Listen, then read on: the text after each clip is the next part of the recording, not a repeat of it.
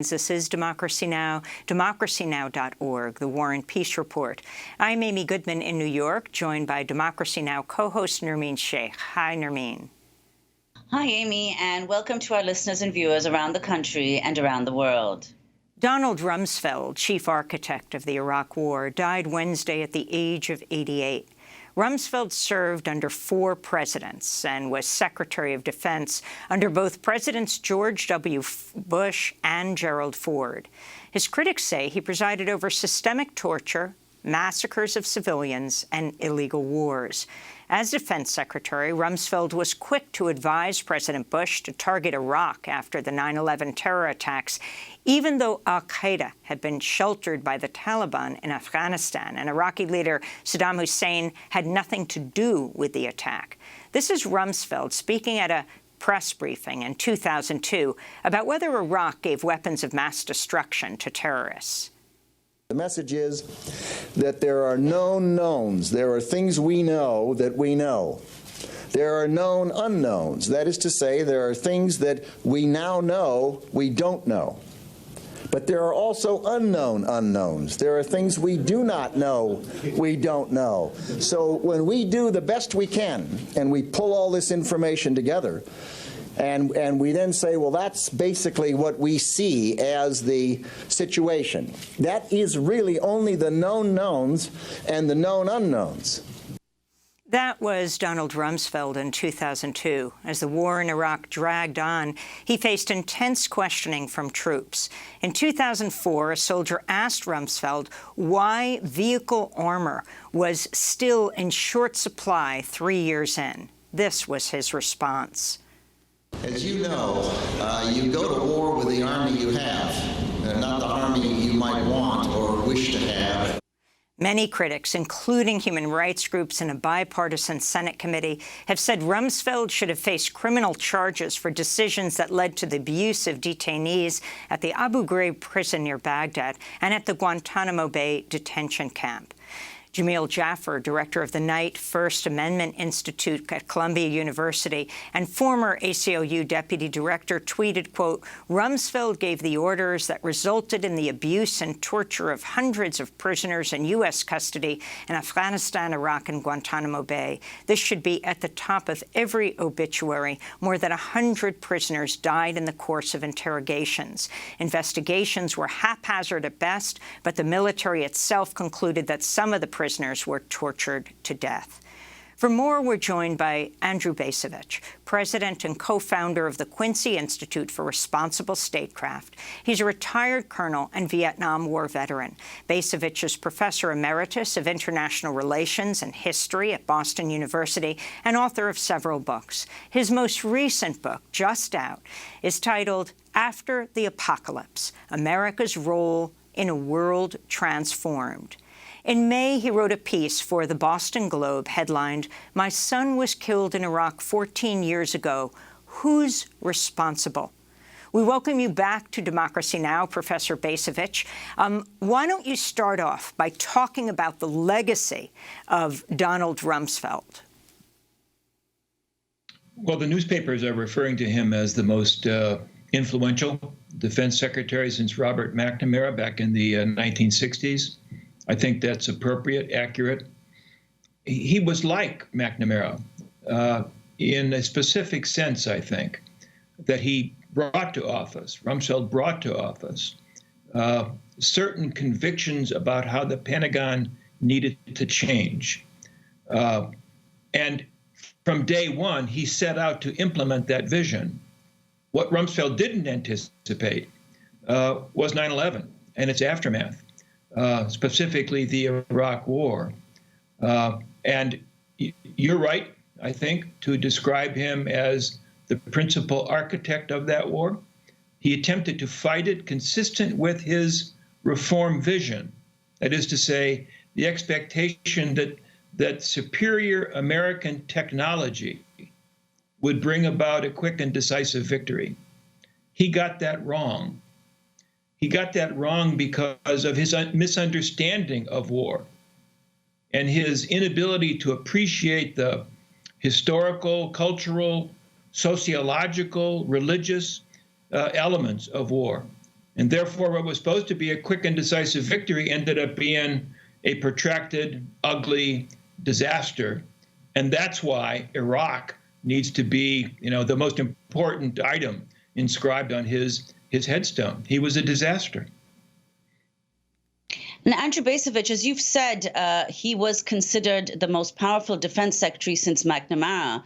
But even once it became clear that the Iraq war was waged under false pretenses, in other words, there were no weapons of mass destruction, unlike McNamara, who issued an apology in the documentary Fog of War, Donald Rumsfeld, on the contrary, was the least apologetic and affirmed the fact that the U.S. should have gone into Iraq and that any premature withdrawal would be a mistake. Well, I can't pretend to, peer into his soul. He clearly was a stubborn man, a proud man, and I think, unwilling to confront his own failings, which became manifest. When we come to 2006, the end of 2006, when President George W. Bush decided to fire him, his failure by then had become evident to just about everybody, other than Rumsfeld or perhaps his friend Vice President Cheney. There are many historical figures with the passage of time find their reputations revised, perhaps improved, perhaps subjected to greater criticism. I don't expect that there's going to be any revision of Donald Rumsfeld's reputation in the future. He was a catastrophically bad and failed defense secretary who radically misinterpreted the necessary response to 9/11 and therefore caused, almost immeasurable damage to our country, to Iraq, to the Persian Gulf more broadly. And I don't think there's any way to disguise that. I wanted to go to that first clip that we played, which is you go to war with the army you have. If you could comment on that, and also the fact that you, like so many in the United States and in Iraq, lost a loved one in Iraq, and what that means, what role Donald Rumsfeld played in that, but not just Rumsfeld. If you could talk with this focus on Rumsfeld about the responsibility of the man he worked for, President George W. Bush. Well, I tend to want to resist judgments about responsibility that I think can be too simple, and therefore let others off the hook. So if somebody asks me straight out, do I think Donald Rumsfeld is responsible for the death of my son? I would say no. Do I think George W. Bush is responsible? No, at least not specifically. Where does responsibility lie? Well, I've come to believe that there is a collective responsibility, that we the people, not we the people, every one of us, but we the people are implicated in the Iraq War. We the people embraced a conception of America's role in the world that really amounted to support for militarized global hegemony, and that in response to 9/11, we collectively concurred with the tragically misguided response of the George W. Bush administration that said we should embark upon a global war on terrorism. That was a strategic mistake. It was a moral mistake, but it's one that the majority of the American people, shocked by the events of 9/11, signed up to. So I don't think there really is an easy answer when we look to something like the Iraq War and we want to finger a particular individual for responsibility or guilt. I think that responsibility for these mistakes, huge mistakes, tends to be rather widely shared. And we need to always circle back to the realization that we are a democracy. And these people in Washington who are making decisions on our behalf, even when they are radically ill-advised decisions, to some degree are doing so with our collective concurrence. And I would say that in particular with regard to the Bush administration in Iraq, when you realize that in 2004, we re-elected George W. Bush to a second term. And in doing that, of course, agreed to have Donald Rumsfeld continue for a couple more years as defense secretary. So I think that it's important to avoid the simple judgments of pointing to a particular individual to say guilt lies there. That's too easy. Well, Andrew Bacevich, I mean, you've just said that, and that's a crucial point, that Bush was re-elected despite all the manifest failures of his administration. One of the most staggering, of course, was the invasion of Iraq, which, as you say, Rumsfeld alone is not to be held responsible, but it's a far greater responsibility, especially since, of course, he was appointed by an administration that was re-elected. And now to turn to present wars and the legacy of that initial decision, Biden has now become the sixth consecutive president in the U.S. to bomb Iraq. So could you talk about that and the enduring legacy of Rumsfeld's position as defense secretary, and also the continuities that you see in Biden's Middle East policy? Well, I think you're right in reminding us that Biden is the sixth consecutive president to use violence against Iraq. In other words, going all the way back to George Herbert Walker Bush. 6 presidents, both Republicans and Democrats. It's not as if that one party or the other owns the forever wars, as we have chosen to call them. I think what we see in this, militarily, the most recent airstrike ordered by President Biden is a trivial event, but it reminds us that the forever wars continue. Biden's decision, which I fully support, to withdraw U.S. military forces from Afghanistan, our longest war ever, led some observers to say, well, I guess the forever wars are coming to an end. We're ringing down the curtain. That's not the case. This administration's military inclinations are not terribly different from the previous 5 administrations that bombed Iraq. This administration shows no inclination to back away from the notion that the United States must remain militarily preeminent in the world.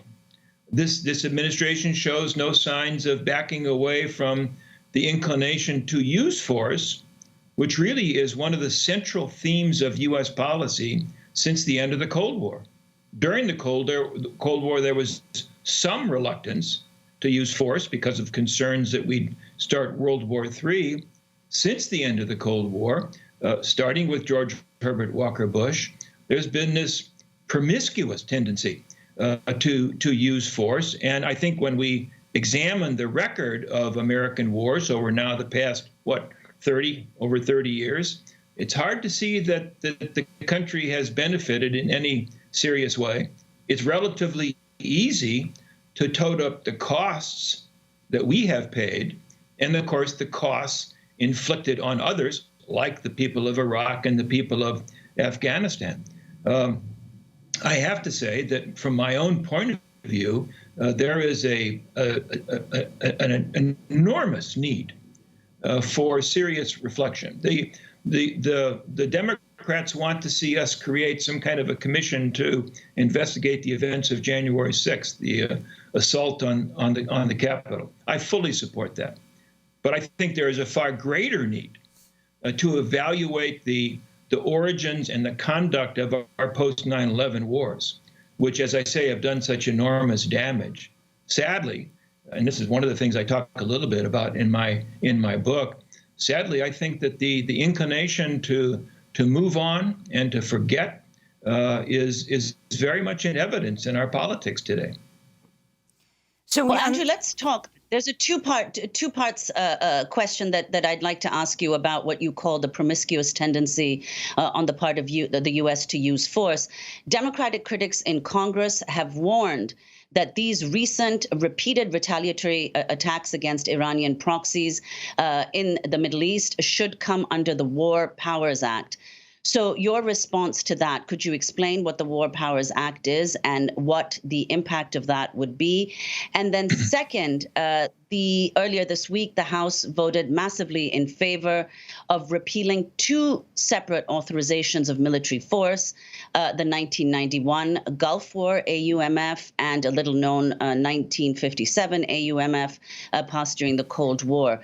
But the broader authorization for the use of military force, the one that's been most frequently invoked, is the one passed following 9/11.